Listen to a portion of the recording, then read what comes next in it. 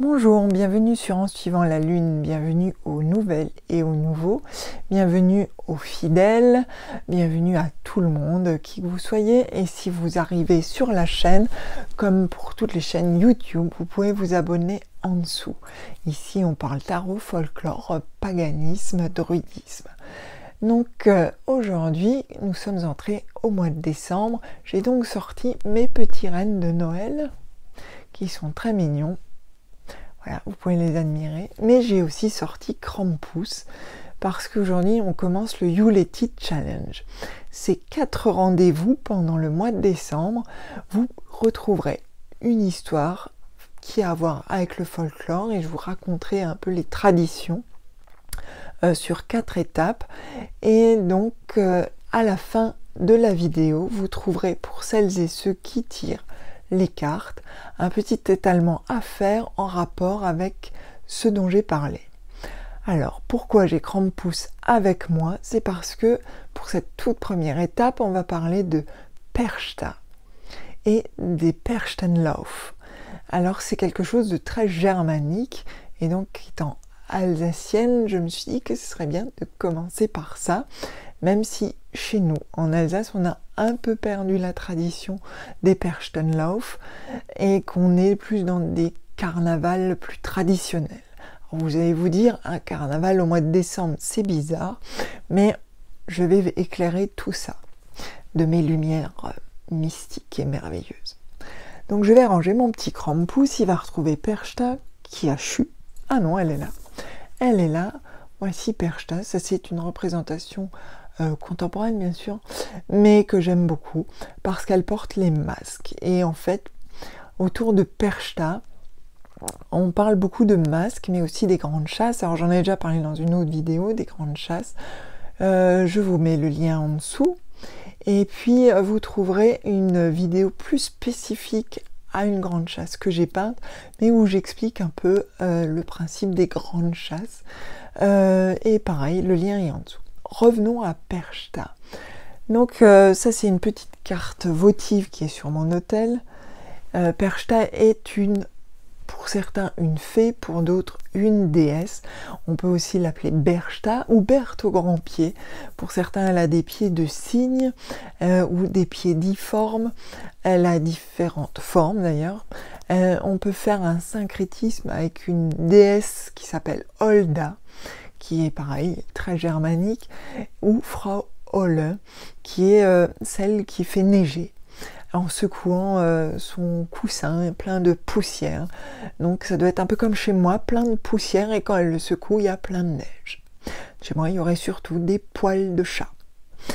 Donc vous seriez rempli de poils de chat, et ce serait un peu dommage pour ceux qui sont allergiques. Donc, c'est une survivance de ces déesses de la neige, de la nature, et Perchta touche aussi la mythologie slave, puisqu'on la retrouve aussi du côté de la Pologne, la Hongrie, enfin tous les pays de l'Est, peut-être pas la Russie, j'avoue que là, mon petit cerveau ne se souvient pas.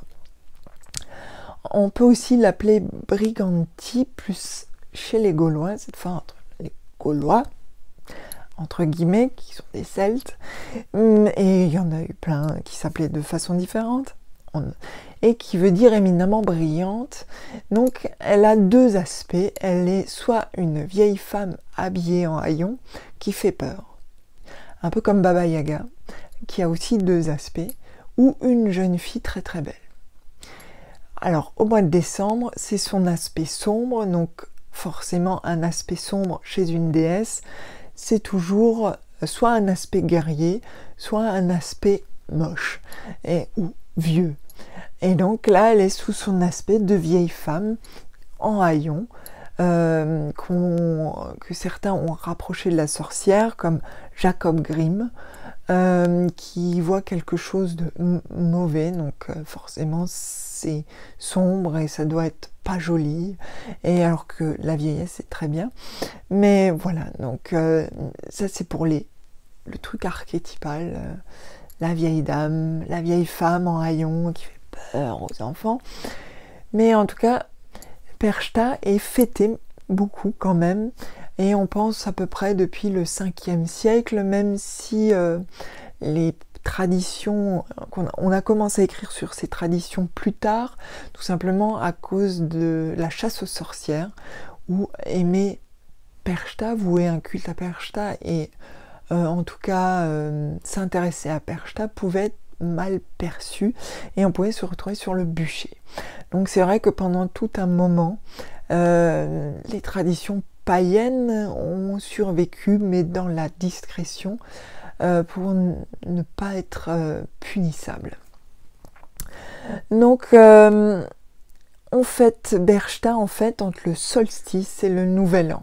Ça c'est vraiment sa période. Alors moi je vous en parle tôt parce que ça m'arrange dans mon dans mon cheminement, mais aussi parce que moi je la fête depuis début décembre et que je la trouve très intéressante, et en fait même dans les pays germaniques on la fête assez tôt aujourd'hui de façon contemporaine, parce que dans certaines régions, notamment Salzbourg, c'est devenu un vrai argument touristique. Les Perchtenlauf. Alors qu'est-ce que les Perchtenlauf? Et c'est ça qu'on va voir. Donc les Perchtenlauf, ce sont des sortes d'armées de Perchta. Elle est constituée de diables et de personnages assez hideux qui font peur. Et pourquoi le masque? On va voir ça. Et parce que tout simplement, ce sont des carnavals. Alors, j'ai sorti mes livres pour vous montrer. Alors, le plus connu, c'est Krampus. Alors, mais il n'y a pas que Krampus. En Alsace, on a le nôtre, dont j'oublie toujours le nom, et c'est la honte. Voilà, des Perchten. Alors, ceux-là, je pense qu'ils sont allemands ou autrichiens, vu le look. Alors ça c'est tiré de cet excellent livre qui s'appelle Wildermann, du photographe Charles Frégé. Ici, vous avez un autre Perchten avec des gros grelots. Donc, les masques sont sculptés en bois. C'est vraiment très beau. Alors, à Salzbourg, ils font carrément un festival où je rêverais d'aller. En voilà d'autres. Ici, avec des cornes plus de bouc. Mais pareil, ils sont habillés en fourrure avec des gros grelots. Souvent, ce sont des costumes qui passent de père en fils. C'est vraiment quelque chose de très folklorique et de très inscrit, même si nous, finalement, enfin, vous peut-être, moi je le connaissais depuis que je suis petite en étant alsacienne, mais vous plus de l'intérieur, comme on dit chez nous. Peut-être que vous découvrez ça que assez récemment, mais en fait, c'est une très très ancienne tradition. Donc, c'est Perchten. Alors voilà une représentation plus Krampus avec ce trident et toujours l'habit avec la cloche. Il faut faire du bruit. C'est des armées qui doivent faire du bruit. Ils rentrent dans les maisons pour porter bonheur à la maison pour l'année qui suit. Et ils font peur en fait aux esprits mauvais qui habitent la maison. Donc c'est des gentils petits diables en fait. Ce ne sont pas des méchants petits diables. Je suis en train de perdre ma cape. J'avais mis un petit papier ici aussi. Alors qu'est-ce que j'avais? Alors là aussi un petit groupe de Krampus tout mignon et cute, avec la petite langue qui sent, le petit balai qui pousse les esprits dehors. Et on retrouve le costume toujours en fourrure, ça caille l'hiver. Et donc, il défile comme ça dans certaines villes. Donc, je vais vous en montrer d'autres. Alors ça, c'est vraiment plus spécifique à l'Allemagne. L'Autriche, c'est dans Alpendämonen. Un très beau livre sur les carnavals justement de solstice, mais pas que. Les carnavals que vous connaissez plus classiquement, qui sont entre, on va dire, janvier et mars. Et donc là-dedans, dans des Alpendämonen, comme c'est plus axé sur les alpages, forcément on est plus dans les pays germaniques. J'ai fait choir des choses. Alors ici, un beau Perchten avec des grandes cornes. C'est pareil, le masque est en bois. Et puis les cornes, par contre, ce sont des vraies cornes. Ici, on a un Perchten qui ressemble à un cochon, il porte aussi une grosse cloche. J'oubliais les chênes. Chez nous aussi, ils portent des chênes. Normalement, elles font du bruit et on doit l'entendre de loin parce que, par exemple, chez nous, il accompagne le Saint-Nicolas ou le Christkindl, qui est une sorte d'équivalent à Sainte-Lucie, puisqu'il porte une couronne de bougies sur la tête. Et donc, il fait du bruit pour faire peur aux enfants qui n'ont pas été gentils pendant l'année. Ça, c'est la légende.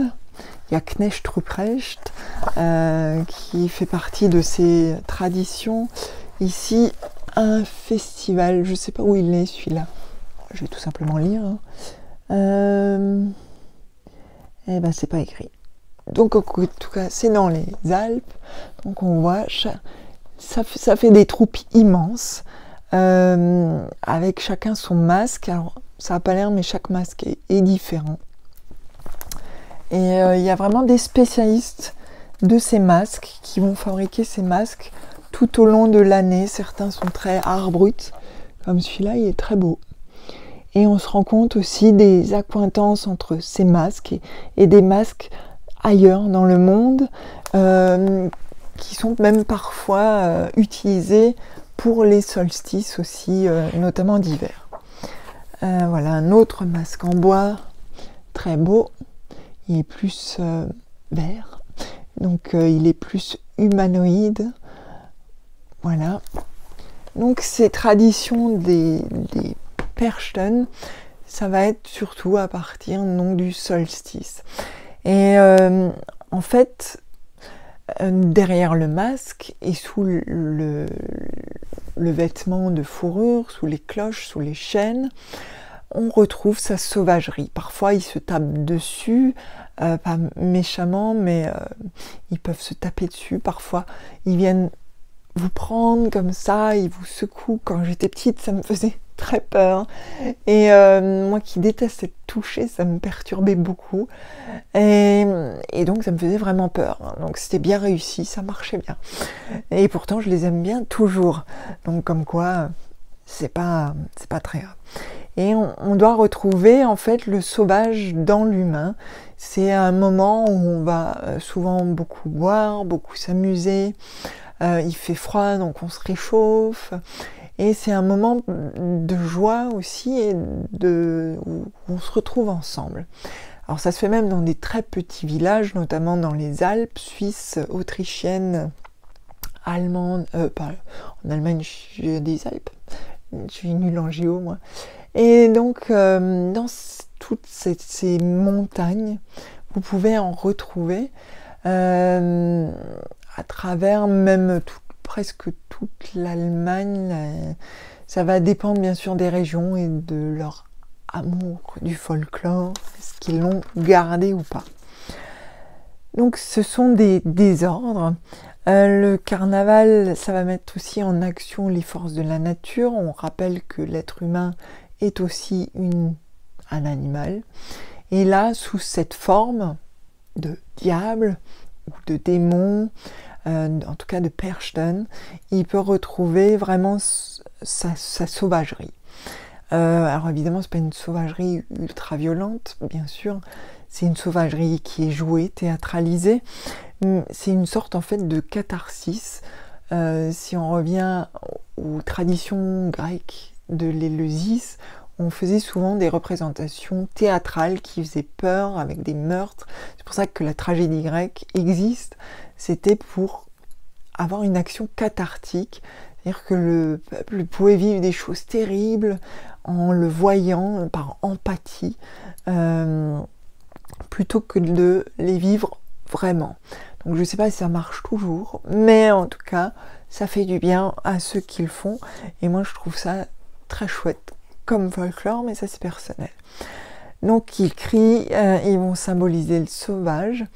Alors si vous venez en Alsace, au mois de février-mars, souvent dans les carnavals en Alsace, vous avez des troupes de Perchten, mais pas seulement de Perchten, parce qu'il y a d'autres traditions qui vont être plus tournées vers la sorcière. Il existe des tas de masques différents et des tas de raisons d'exister différents. Là, je me suis basés sur les Perchtan parce qu'on parle de Perchta, mais par exemple, il y a les Wild Barbaras, les Wild Barbaras, plutôt en allemand, qui sont les Barbaras sauvages, et ça c'est le 4 décembre, donc ça je connais bien, le 4 décembre, et ce sont des jeunes filles du célibataire qui mettent des masques de vieilles femmes, de sorcières, pareil, ils sont faits en bois, c'est des traditions alpines aussi, et elles vont aller emmerder pendant toute la nuit les jeunes hommes qui sortent, et elles mettent des vieux haillons, en fait elles se transforment elles-mêmes en Perchta d'une certaine manière.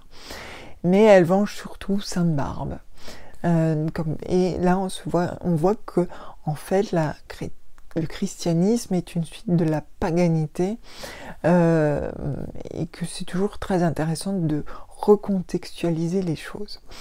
Donc si vous voulez, vous tapez, vous pouvez l'écrire à Wild, à l'anglaise, W-I-L-D, Barbaras, et vous verrez ces Barbaras excités avec des masques qui font peur. Maintenant passons à la partie tarot.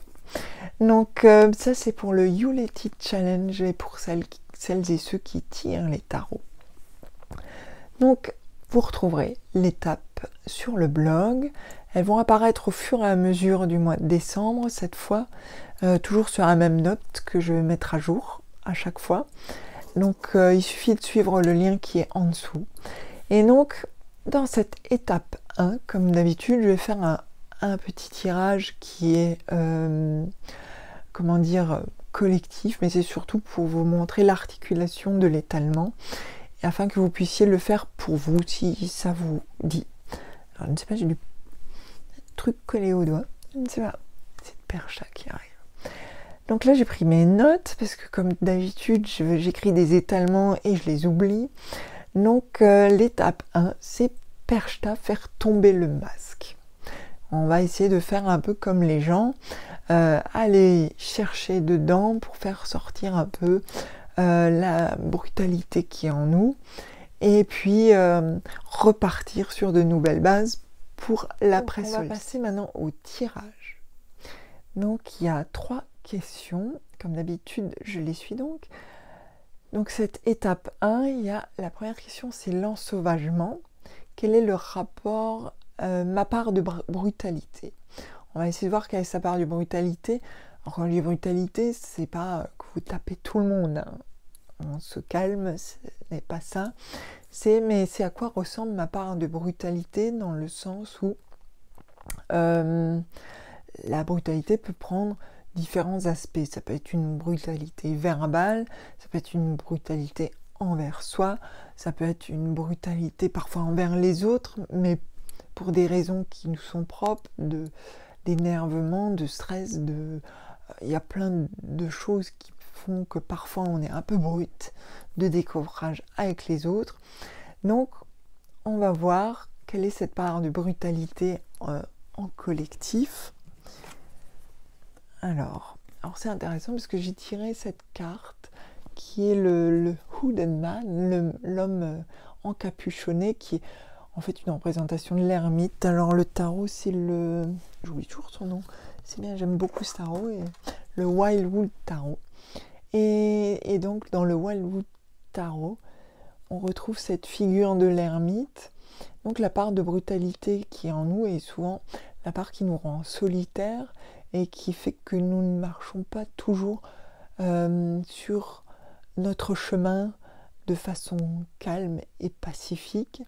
Mais c'est surtout avec ce capuchon qui explique sur un tirage collectif par exemple que chacun a une part de brutalité qui lui est propre et qui a une plus ou moins grande échelle.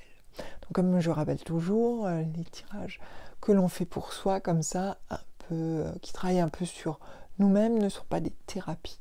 Si vous avez vraiment besoin, il existe de très bons thérapeutes, donc je préfère toujours le rappeler. En tout cas, cet homme encapuchonné, il essaye d'illuminer sa route, et c'est un peu ce que nous cherchons aujourd'hui avec le solstice. Et c'est vrai que parfois nous sommes enfermés dans notre brutalité, notre mauvais côté en fait. Et on finit en fait le Catiillon Challenge d'une certaine manière. Et donc, ça crée des désordres. Donc ça va être la deuxième carte. En quoi cela met du désordre dans ma vie, en quoi cela déstructure un peu ma vie. Est-ce que ma part de brutalité ou de choses pas cool, toujours dans le relationnel, joue sur les autres ou sur ma façon d'être avec les autres. Alors on a le saumon qui représente la reine des vaisseaux, et donc le saumon qui remonte cette chute d'eau. Alors on sait que le saumon essaye de remonter, donc on est tous à essayer de calmer notre part d'ombre, mais c'est aussi le cheminement que l'on peut faire avec cette brutalité, et que parfois elle nous dépasse, elle est plus grande que nous, et c'est pour ça que parfois dans une engueulade on va dire des choses qu'on ne pense pas vraiment et qui ont surtout pour but de blesser l'autre, et puis on va oublier, mais parfois l'autre n'oublie pas. Donc c'est vrai que ça sort un peu de nous, comme ça, un jaillissement, un peu comme un saumon comme justement qui essaye de remonter la rivière, sauf que là c'est dans un but moins doux, qui est de blesser celui qui est en face. Et donc la dernière question, comment puis-je reprendre une certaine part de liberté par rapport à ça? Alors bien sûr là c'est un tirage tutoriel collectif, donc vous aurez vos propres réponses et vous saurez les interpréter pour vous. Alors, qu'est-ce qu'on a? On a le... je ne sais plus comment on appelle ça. En anglais, c'est un kingfisher. Si quelqu'un sait, vous pouvez me le mettre en commentaire, j'accepte très bien. En tout cas, c'est l'oiseau-mouche. Ça doit être ça, l'oiseau-mouche. C'est ce petit oiseau qui va chasser les mouches, justement, au-dessus de l'eau.